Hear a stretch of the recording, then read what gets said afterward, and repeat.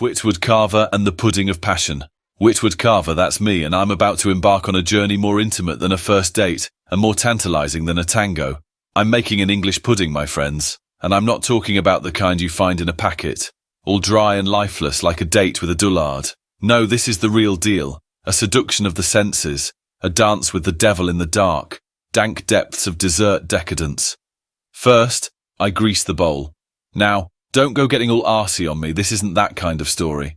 I'm just giving the pudding a little loving touch, a gentle caress to ease it into existence.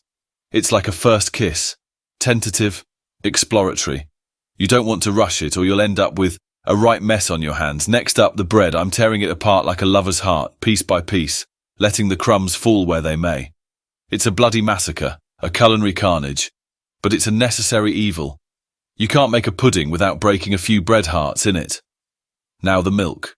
I'm pouring it in, slow and steady, like a sweet silky stream of consciousness. It's like whispering sweet nothings into a lover's ear, all soft and sensual. You don't want to drown the poor sod, just give it a little tickle, a gentle coaxing into submission. Then come the eggs, the pièce de résistance, the yin and yang of the pudding world. I crack them open, one by one, like little secrets spilling out into the open. It's a delicate business, this, like tiptoeing around a lover's quirks. Too much force and you'll end up with a right bollocks on your hands. Now, the sugar and the spice, the naughty and the nice. I'm sprinkling it in like fairy dust, a little magic to make the mundane marvelous. It's like the first spark of a new romance, all sweet and heady and full of promise. And then, the grand finale, the steamy climax, if you will. I'm wrapping the bowl in a blanket of foil, tucking it in like a lover after a night of passion. It's off to the steam bath now, a long, slow soak in the heat of the moment. It's like a hot, steamy love affair. All-consuming and utterly irresistible. But here's the kicker, folks. After all that love and attention, all that whispered sweet nothings and gentle caresses, what do you end up with? A bloody pudding, that's what. A sodding, stodgy English pudding. It's a cruel joke, innit? All that romance, all that passion, and you're left with a lump of soggy bread and a heart full of regret.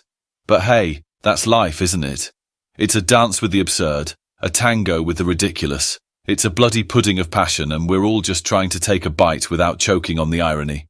So, here's to the pudding, my friends.